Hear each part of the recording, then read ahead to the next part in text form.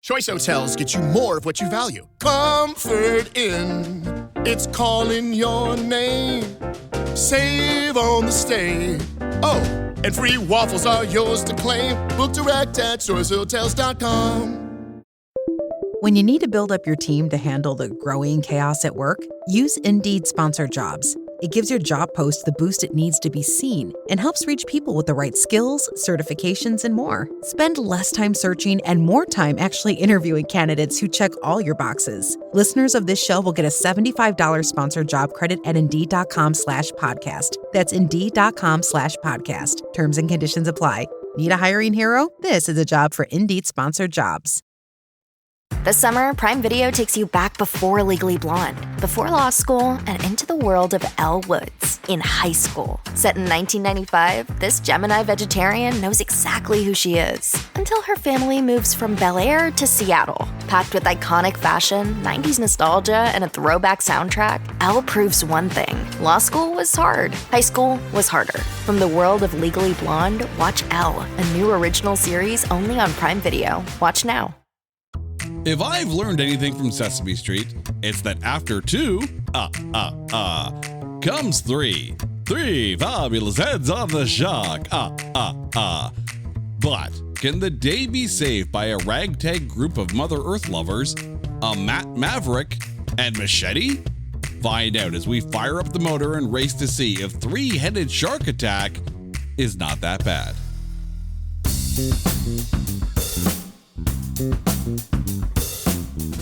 Welcome, one and all, to It's Not That Bad, the podcast that looks for A grades in B movies. Hello to all of our listeners in Cologne, Germany, and around the world. How the heck are you guys doing?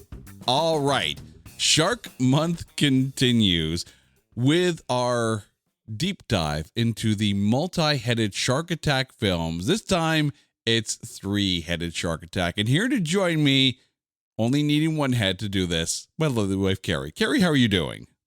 I'm good, but aren't two heads better than one? There are, but are three? That's sure. the question. Why not? Are three heads better than two, and then two heads better than one? I don't know. Is it one of those things where there is an actual mathematical formula as to how many heads are too many? Well, I think 5. And whatever happened to 4? They can only count to 5. 4. No, they skipped 4. They skipped 4. Yeah. Well, I mean, here's the thing. If you were to say a 4-headed shark, I would just picture like some shark with a giant unibrow. So I kind of see it. Plus, you also have to kind of be careful with where you put the 4 in front of things, right? Golf lovers know this well, because the last thing people want to talk about is in a skins match when someone is up 4 skins. No one needs to talk about their 4 skins in the game. Oh, no. Actual thing. Oh, no. Yeah. Yeah. If you're head 4 skins, Sports go sports. Sports go sports. Right now, there are people going, wait, is that a thing? And then there's people who love golf going, yeah, I giggled a little. All right. So we are continuing our trip down the multi-headed shark attack franchise with 3-headed shark attack. But before we swim down this ocean, it is time to take 3-headed shark attack and trailerize it. Prepare for a trifecta of terror. But it's only the second movie in the series, so clearly math wasn't our strong suit. The lakes and oceans have become floating garbage dumps, causing pollution and mutation in the denizens of the deep. Now, one shark is about to seek revenge, but standing in the way of the Shark Fiesta are a ragtag group of activists and scientists, so no one qualified to actually save the day. These Pacific Garbage Patch Kids will find themselves racing against movie runtime to save as many partiers, fishers, and vacationers before they get turned into human chum. Prepare for shark sanity. It's 3-headed shark attack. Rated TV 14 for Trejo's vacation. Oh, wow. I got the Garbage Patch Kids in there. Yeah. is it normal to take a boat full of guns and ammunition on vacation? A nice fishing trip? I'm telling you, fishing's a little weird down there. I mean, sure beats like dealing with the little worms on the hook. You just kind of shoot the fish, I guess. I mean, I know that you have to be careful about mercury poisoning if you eat too many fish, but I didn't realize lead poisoning was also a thing. But let's get into who is in this movie. The movie stars Keiichi Tran, Brad Mills, Jason Simmons, Scott Reynolds, Don Hamill, Rico Ball, Jenna Sims, Brianna Ferris, Carlos Rivera, Rob Van Dam, and Danny Trejo. Movie is directed by Christopher Ray. There's no budget listed anywhere. Naturally, it's The Asylum. And there's also no box office because it was released direct to video on July 20th, 2015. However, we've sort of seen this movie before, at least a scene from it, because there's a scene in Sharknado 3, Oh Hell No, when they're at the movie theater and a shark comes busting through the screen. Now, the marquee on the movie theater at the amusement park at Universal said Shark Wedding, but the scene that they're watching in the movie theater is from Three-Headed Shark Attack. No. So we have Sharkception in the Asylum films. Nice little Easter egg that they planted. Right? Now, what scene was it? It was just literally a three-headed shark swimming around. So it was very, very brief. So you kind of have to know what you're looking for.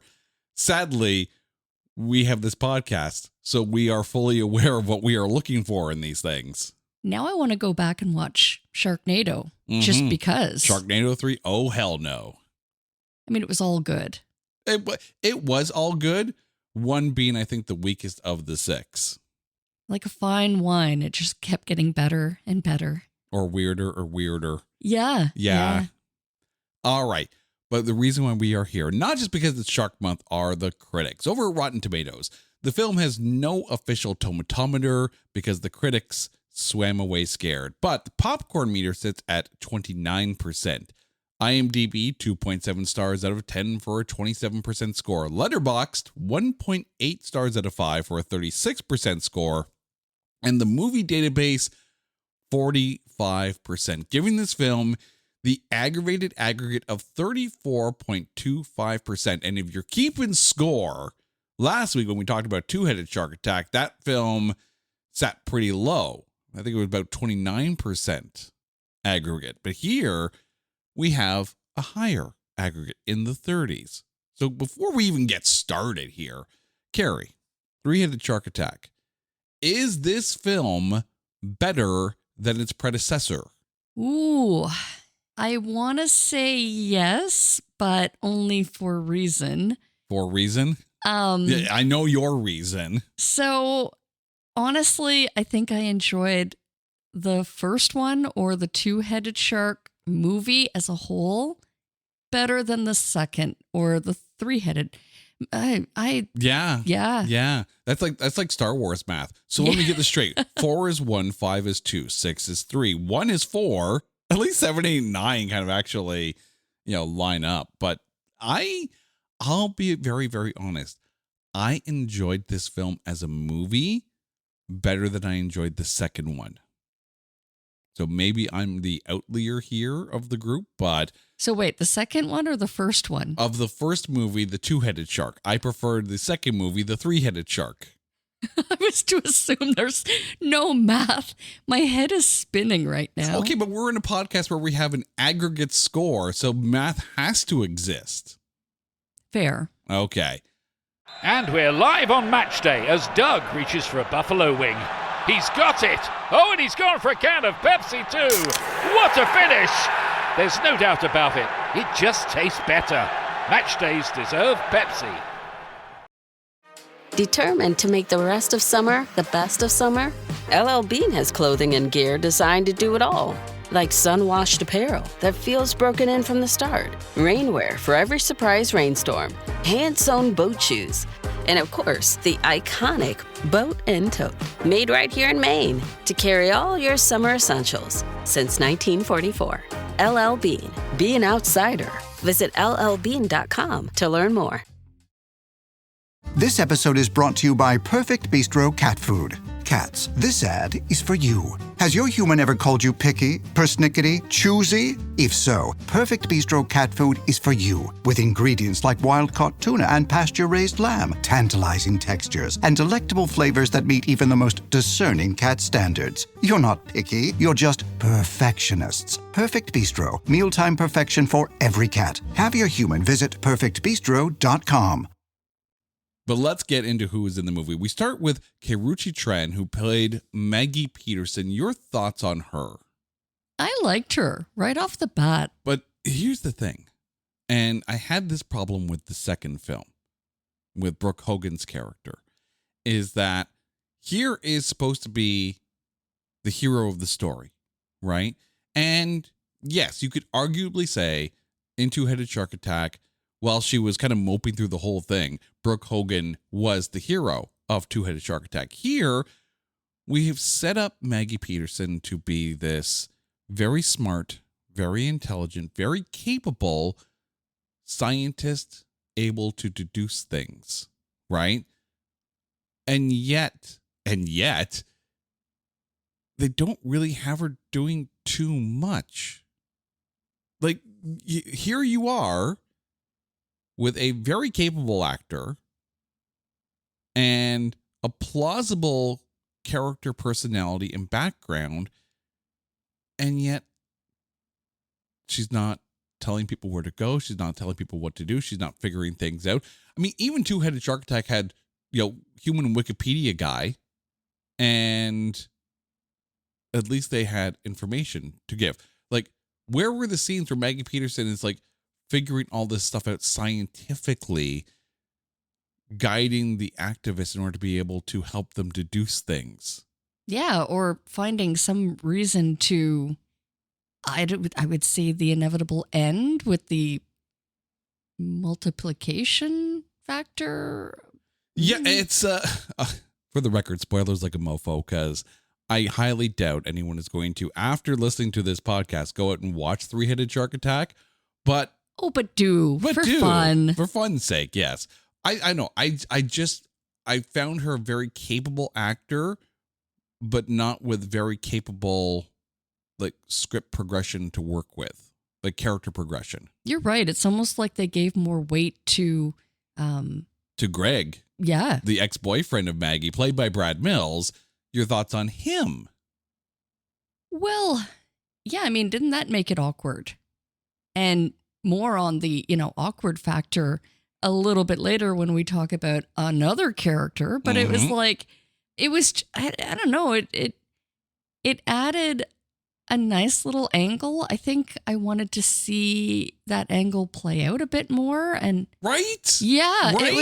It was just kind of like, it was there, and it was like that elephant in the room that, yeah, we're just not going to talk about or address, so look the other way. Exactly. Here is the one thing that Three-Headed Shark Attack did better than Two-Headed Shark Attack, is that you have a connection between characters, a connection that can help drive their motivations through the whole thing, right? Does Greg rise up to become the guy that Maggie thought he was going to be? Yes, you have two characters who were together, and then they split up, because in Maggie's own words, actually, even in Greg's own words, they were kind of on the same team. They had the same goals. And then Maggie said, like, yes, but we went about it differently. She chose science. He chose activism, right? So you have two people who didn't differ on philosophy, just on execution.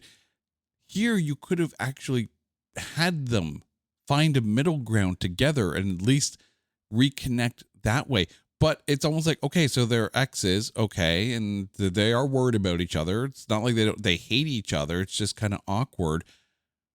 But then it's almost like it's forgotten for the rest of the film.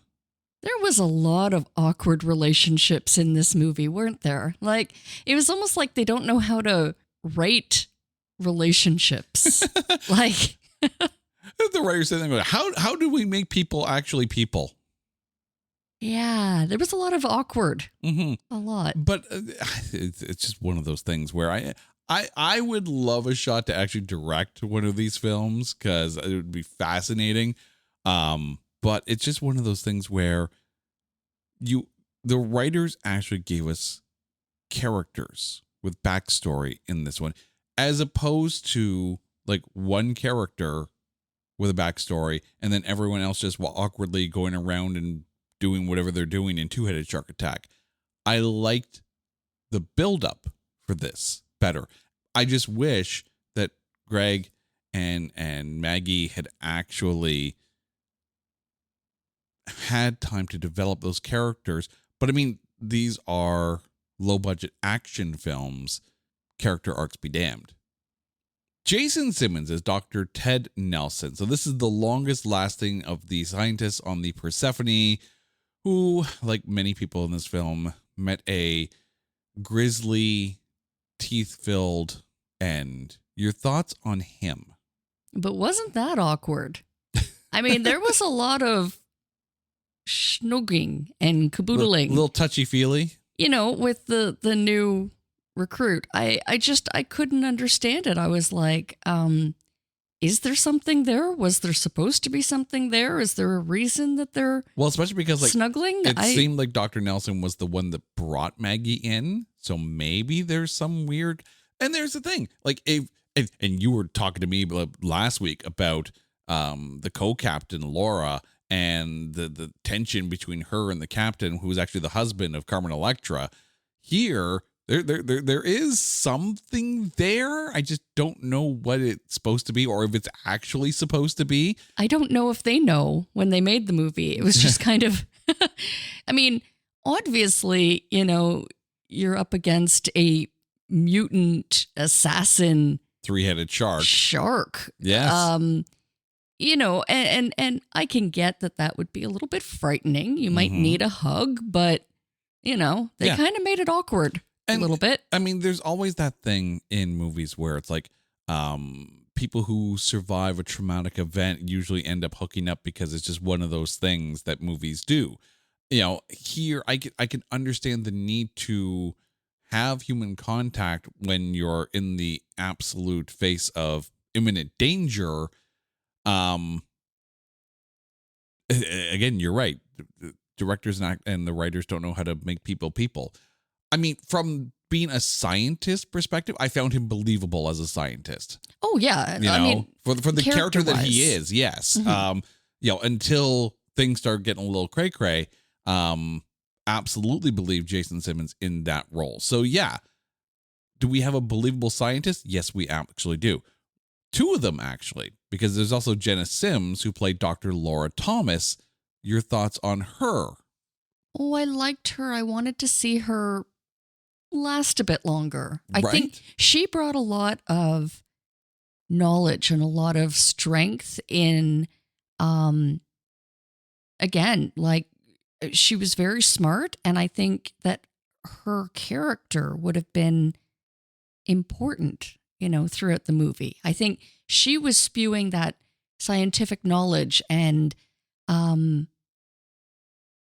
just know-how, right? That I think would have been advantageous if she was allowed to live a bit longer, you know. See, I'm so happy you said that because I loved her energy in this. I loved the vibe. Because think about it, right? So Dr. Laura Thomas is clearly the head of the Persephone Research Facility that they're bringing Maggie and these activists together. And I completely understand it, right? Like, if the Persephone and the crew of the Persephone are there to find any way possible in order to be able to deal with the Pacific Garbage Patch, which is actually a real thing. And then it's like, okay, well, we're going to tap people who are on the same side, just different methods. Very much the relationship angle between Greg and Maggie. It makes sense that she brings this positive energy because everyone is there on the same team. I just loved her personality on the screen. I think they sacrificed her too soon. Way too soon. And I feel like she would have been better suited to actually doing things. Maybe that's why they killed her off as soon as they did, because they realized that Dr. Laura could actually make a difference in all of this. It's like literally sometimes when you have a superhero film or a comic book or whatever, and they neutralize the character's greatest strength because otherwise the story is over in 10 minutes, right? This is why kryptonite exists, because otherwise Superman cannot be stopped. Every hero has to have some kind of thing that nullifies their greatest power in order to be able to keep the story going. Dr. Laura really felt like she could have been the best part of this film and would have made it about a half-hour show. I would have liked to have seen a little bit more space for Maggie to run with it or take the leadership role after Dr. Laura Right, because there was met her demise. There felt like there was a good connection between Dr. Laura and Maggie. Like when Maggie was introduced to it, felt like a natural mentor-mentee kind of relationship between the two. I felt that Keiichi Tren was doing her best acting playing against Jenna Sims. And then the shark happened. Sharks happen. Scott Reynolds as Ryan. So this is the guy with the bandana and eventually the axe in the most epic way possible. Your thoughts on him? Harsh. Like, that was one character I did not want to see meet his demise. I liked him. Again, he was funny, but he was also really smart. Mm-hmm. You know, he was kind of that nice balance and really added something to the team. And you could tell that his death was probably the most tragic for those who knew him. Yeah. You know? But to the same token as well, like his decision to do what he was going to do.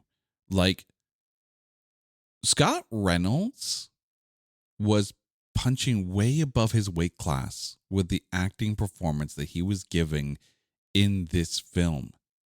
Like, the moments when he's on the radio and talking to Danny Trejo's character, you feel like the almost despair, like despair mixed with like reaching out for a glimmer of hope. Like, Ryan was arguably the most believable character of the entire group of activists and maybe of the entire film. Like, don't get me wrong. Credit where credit's due. Jenna Sims, her energy as Dr. Laura was off the charts. Loved it. Scott Reynolds as Ryan? And we've already said spoilers like a mofo, so here we go. So that whole scene with the axe, jumping off of the party boat and landing that axe into the three-headed shark and riding it like a surfboard. Yeah, these are the sentences that come out of my head when we talk about asylum films. That could have been really cheesy and really bad and ruin the vibe that they were going for. But they did it in a way that, even though it's a little out there, it still worked for that character. It was heroic. Yes. In fact, I think it was probably like the best scene, one of the best scenes of this movie. Yeah, but it didn't play into the, okay, now we're a hokey monster film now. It played into, Ryan had the hero's death. Absolutely. I'm going to talk about these two together because they don't really do much or last long. Well, one lasts quite a while, but doesn't do much. One could have done a lot, but didn't last at all. Rico Ball as Omar and Dawn Hamill as Allison. So these are the other two remaining of the four activists. So Omar dies early by going into the water and trying to create like a bit of a diversion. Doesn't make it to the boat. Dawn, playing Allison, lasts almost until the end, and the most significant thing that she does is take her shirt off to use it as a tourniquet. Your thoughts on these two? Yeah. I mean, I didn't dislike them, but I would have liked to have seen Ryan, you know, aside from the heroic death, I would have liked to have seen him last to the end. So I mean, Ryan went out like a boss, though. True, but you know, it was almost kind of like why they chose to keep her alive as long as they did. I mean, obviously, you know, somebody or many from the team had to die. Yeah. But it was interesting the decisions they made. And why? Sometimes you create characters knowing for a fact that you're going to kill them off at some point. Omar making it because Allison jumped the gun and went into the water to swim to the boat. So Omar tried to catch up to protect her, kind of thing. It's slightly heroic, but it's way early in the film. So Omar doesn't really count for much in this movie. Allison spends most of her time either in tears, in shock, or just randomly bandaging up people that they're eventually going to leave on the party boat. So it's like, here's a shirt, stop your bleeding, and then fend for yourself. Yeah, I would have liked to have seen a bit more of her character. There wasn't really much. I'd like to see more of a character. Yeah. Instead of eventual shark bait. Speaking of that party boat, they saved a grand total of 3 people off that boat. 2 of them were Brianna Ferris as Rosemary and Carlos Rivera as Howard. So these 2 were actually husband and wife in the film, not in real life, but in the film. Howard, of course, being the one that they have to rescue after he gets the head injury and slides down into the room. Rosemary being his wife. Your thoughts on these 2? Yeah, this was another example of awkwardness because when Mary gets saved by, and we'll talk about Van Damme's character later, it's like, I don't know, they were a bit cuddly after the, Stanley was getting a little handsy with her, so it was a little weird. And how many times did she touch her husband's head wound? It's right. It's like he has the head wound, and then of course they take the shirt off that's covering the head wound, so we see a gash. Okay, cool. But then they do that whole little cute couple thing where they put their heads together. I'm like, that's a head wound. Yeah, you're gonna cause bleeding. Are you trying to headbutt him out of existence so you can get with Stanley? Have we been watching, for signs of concussion? Because right. I mean, I didn't mind her in it. She played, for lack of a better term, victim very well. And I do understand again the need for human contact. We were talking about this with the doctor beforehand, right? With Dr. Nelson, where it's like, okay, you're in a traumatic situation. The need to maybe hold someone's hand or at least have contact in order to be able to, for lack of a better term, touch ground, if you will. I understand that human need, but you have your husband there with you, even though he's a little woozy and a little concussed and a little bloody, but But you, as a wife, you might be a little bit more concerned about that instead of getting handsy with your, eventual those savior, who yes. saved you, your hero, hero of the day, just because his arms are like the size of, your husband's thigh. I don't know. Just saying. Right. I mean, his Rob Van Damme's thigh may have actually been bigger than Howard himself. Yeah. Speaking of wrestling legend, Rob Van Damme as Stanley. I liked him. I wanted to see more. I mean, there was enough, but I don't know, how he was introduced. It was kind of like, only when the shark kind of jumped the ship and people were starting to disappear. Now, first of all, that party boat was packed. Mm-hmm. And then it wasn't. Okay, but at least we saw bodies that Rosemary and Allison and Maggie were trying to bandage up. So at least we saw what was happening to them. I don't know how all those dead bodies got up there, but I mean, shark is going to shark. First of all, Rob Van Damme. Like he is a wrestler, like he is a person, it's all good. Did no one on crew tell anyone that socks and sandals are a crime? You let Rob Van Dam run around on this party boat in socks and sandals. Well, so he didn't get the tan lines on his feet. Nah. Nah. And also, the only thing worse would have been socks in Crocs. He's wearing pants, on a party boat. At least give him a pair of shorts or something. Right. Yeah. But also, Stanley's character may have been listed as reaction head nod man, because there's at one point they're on this beach and they show the group and he's just nodding his head. Like, like you're trained to do in an interview when you're doing reshoots, just nod your head as if you're paying attention. Yes, Rob Van Dam nodded his head to show that he was paying attention. I mean, yes, I fully understand that getting someone with a notable name enough like Rob Van Dam to be in the film, it's the same theory as Carmen Electra from the first one, but at least Rob Van Dam was given things to do. You know, he was able and agile-bodied man who could actually save people.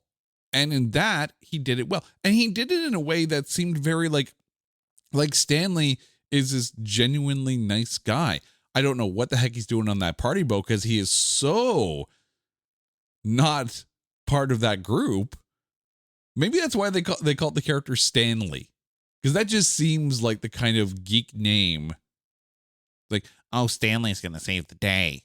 Well, maybe with his socks and sandals. I don't know. Maybe he was like part of the crew. See, that's what I thought. The bartender. Maybe he was, but no. There was like some hot girl bartending and was forced to take a $5 bill on a free drink, like, and then we never saw that person again. Yeah, I wonder what happened to her. I'm assuming the same thing that happened to all of them.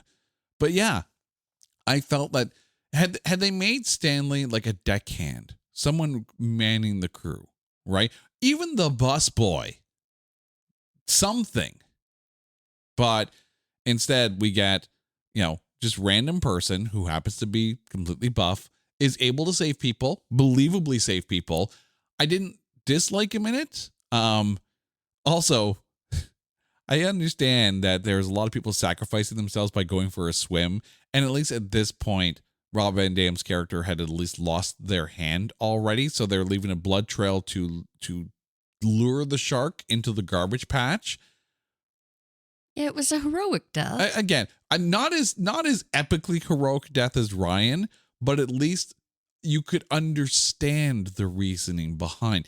Like, and all of a sudden, like, was it Greg? It was Greg who swam after. And it's like, okay, but here's where Maggie can stop Greg before he jumps into the water and say, no, he's leading the shark to the garbage patch. This is how we end the shark. Right? Speak up, Maggie. Yeah. Speak up. Share the plan. Right? You have a wealth of knowledge within you. Share. Sharing is caring. Okay. We cannot end this episode, this conversation, without talking about the one, the only, Danny Trejo as Max Burns. Your thoughts? The best for last. Machete kills. Or does he? Now, first of all, a boat full of ammunition. What were those guys out doing? They weren't fishing, let me tell you. But I loved just how genuinely nice he is, I mean, initially skeptical, as anyone would be when answering a call for distress on the radio. Well, obviously they're talking about a three-headed shark. Yeah, you would think that they've been, I don't know, smoking something. Like, right? Oh, sure, you're seeing a three-headed shark. Yeah. Yeah, sure you are. Yeah, get off the radio, you crank yankers. But here's the thing, and I had to do some diving into this. I wanted to put this into perspective because I'm like, oh, they gave him a machete. Well, it makes sense because this film came out the exact same year as Machete Kills. So 3 years after the first Machete film and 6 years after Grindhouse, where they had the Machete trailer in between the two films in Grindhouse. So they knew exactly what they were doing with Danny Trejo. 1000%. And Machete don't text, but he definitely uses the radio. But at least they didn't treat his appearance in this like some campy cameo kind of thing. They gave Max at least a bit of a character, a determined character, even though he's, driving the boat with the most well-armed fishery that you could ever possibly imagine. And yeah, it's an asylum film. You kind of put your tongue firmly planted in your cheek as you're watching some of these things. But I mean, like, who's to say that there isn't a reason for having machine guns in the fishing boat? crocodiles, pirates, whatever. You never know what kind of trouble you're going to get into. I just figured they were drug runners on top of that would have made sense too, fishing. Right? Maybe drug runners like to fish. They like to eat. The guys of a fishing boat. But also, why would you fish anywhere near the Pacific garbage patch? Because I guarantee you ain't going to want to eat that fish. Well, with the amount of pollution, wouldn't it like degrade the boats? I don't know if it would degrade the boats. It would definitely degrade the quality of the fish that you're actually trying to catch. Also, if you're partying in a boat near the Pacific garbage patch, is the stank not going to make you want to pull the boat away? Like, this just seems, if this is the great pollution problem that they are, and they're basically saying that the pollution is making the shark crazy, and we'll talk about that in a second, dear people. That pollution is going to cause stink. It's going to cause smell. If I'm on a party boat and we're like, we're just going to anchor it right here near the smelliest part of the water, I'm asking for my money back, or I'm asking for way more drinks that bartender is going to be able to serve. Maybe that's why they had the big, strong Stanley on the boat, to take care of the people who got a little too drunk because they couldn't stand the stink. But when it was time for Danny Trejo to spring into action, his character made sense, right? As most seafarers would do, hearing a call for a ship in distress, you answer the call, right? Your seafarers, to my knowledge, treat each other as if they're of the same family. You know, when one's in danger, everyone else races to them, because you never know. Someday it might be your turn and you want help from somebody else. So you rescue the people. You take care of the people on the water. That's the character that's coming across from Danny Trejo, and apparently, you know, the Scarface of fishermen.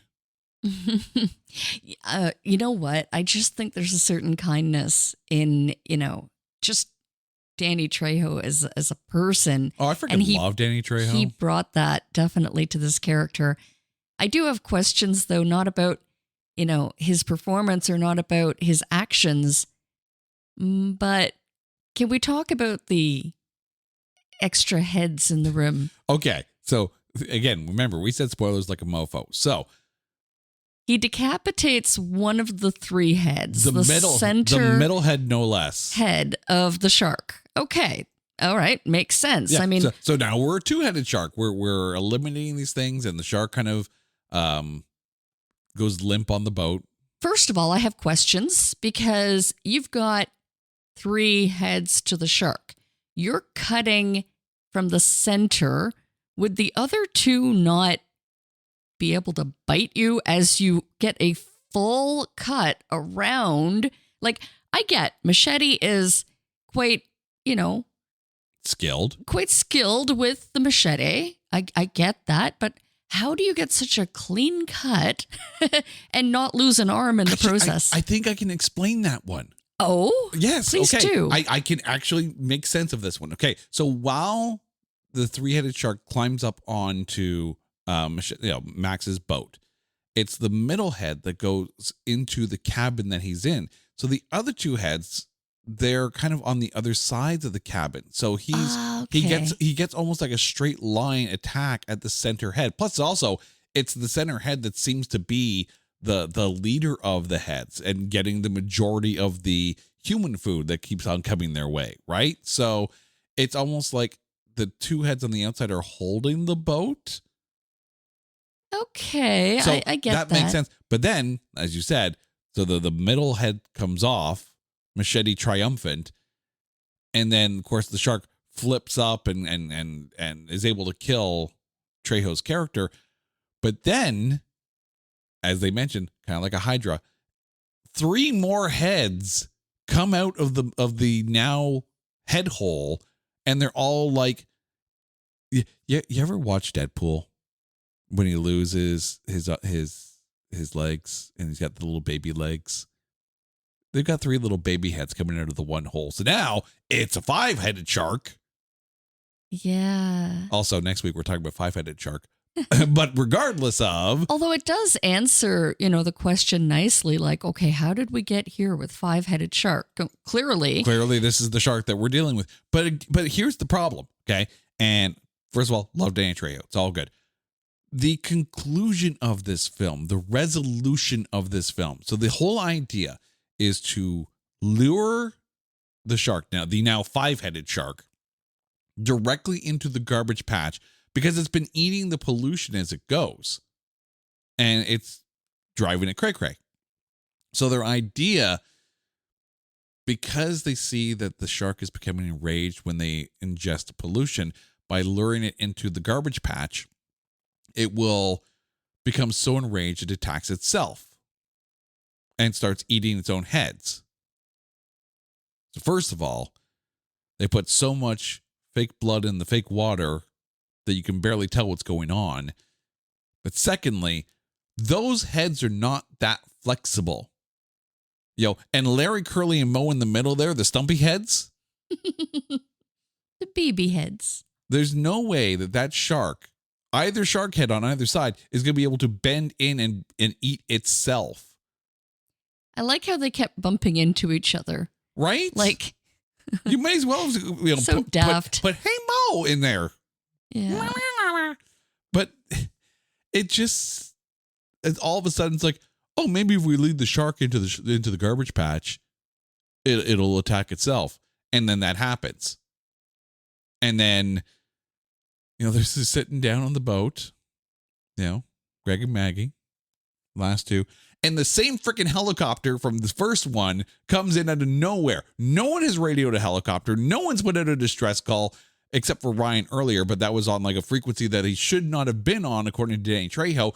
How does this helicopter know to come in and rescue the last survivors of a 3-headed shark that just ate itself? And furthermore, it always gets there just a little too late. Right? Helicopter arrives, end credits. Right? You know what I hope? I'm projecting for the final movie. I want to see the helicopter land with all of the survivors from the first and the second movie. I don't think people are coming back to this franchise. But I want to know what happens with the helicopter and the survivors. That's the thing. Of the 2 survivors from the first film, neither came back for this film. I'm going to assume, because we have not watched 5-headed shark attack or 6-headed shark attack yet, as of recording this episode. We have no idea what's lined up for us for the next couple of weeks. Kind of fun, isn't it? I know, right? Like, where could this possibly go? Depending on how you phrase that sentence, it's like, where could this possibly go? Or where could this possibly go? How bad could it be? I mean, we've already seen what a 5-headed shark is going to look like. So clearly we kind of know where it's going to go. But yeah, I mean, again, I like this film better than the first one. And I say that probably because one of our biggest problems with 2-headed shark attack was that there were so many people that I didn't give a damn about. This had a much more compact, concise center of characters. Yes, there were a bunch of party people on the boat that ended up getting left behind or whatever. Okay, whatever. Right? But none of them, aside from Rosemary, Stanley, and Howard, got names. Right? Here, or dialogue, really. Here, you had a core 4 of activists. Then you had Maggie. You had the 2 doctors. You had 3 people from the party boat. And then you had Danny Trejo. You have a much more manageable number of people, so you're not spreading the storyline too thin. There are fewer people to not care about of the main cast. Do you feel that helped this storyline better? I think it's how you build the characters, right? Like, you want to, obviously there's going to be survivors. I disagree in this movie more than I did with the first one of the deaths. I would have liked to have seen Ryan survive to the end. I would have liked to have, obviously, I was like, oh no, they can't kill Machete. Like, I would have liked to have seen Danny Trejo survive because I think he's just awesome. I don't think he should have been shark bait. See, I think the only person that died too soon needlessly was Dr. Laura, because they killed her off fairly fast. And I mean, I can see how Dr. Ted is not going to be the one to hurry up and swim into the water to sacrifice himself.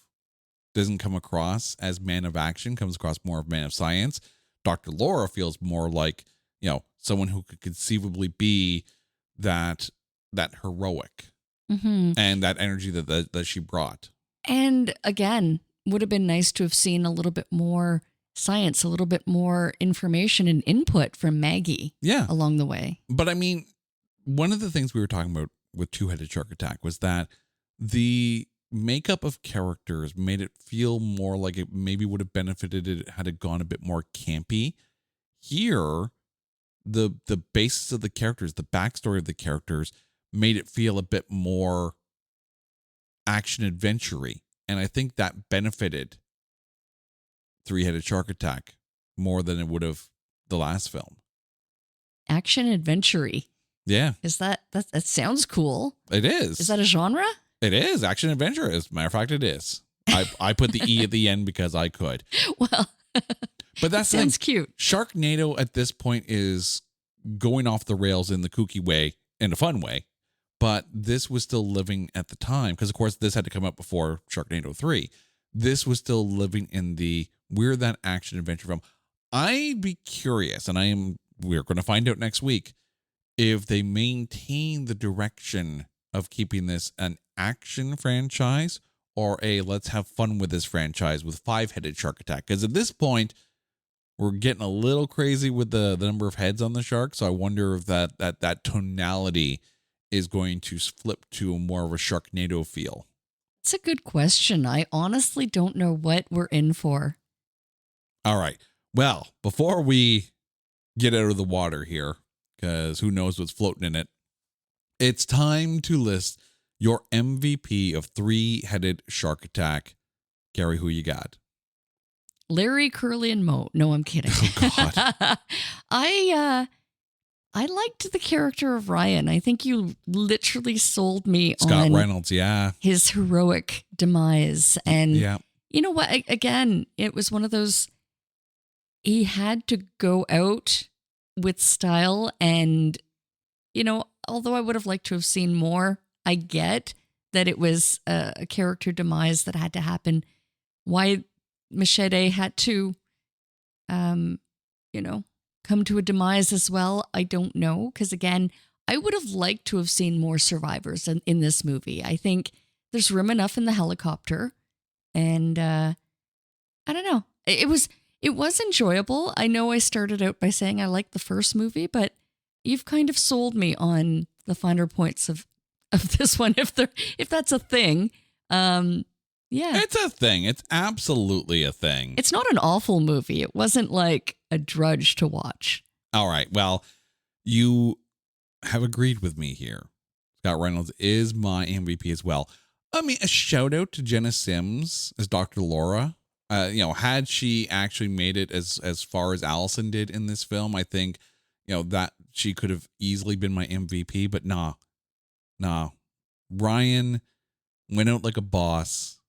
Believable all the way. Scott Reynolds nailed this one. Carrie, thank you so much for this. And to you, our dear listeners, remember next week, Five-Headed Shark Attack, as we continue our journey through the dangers of the depths in Shark Month.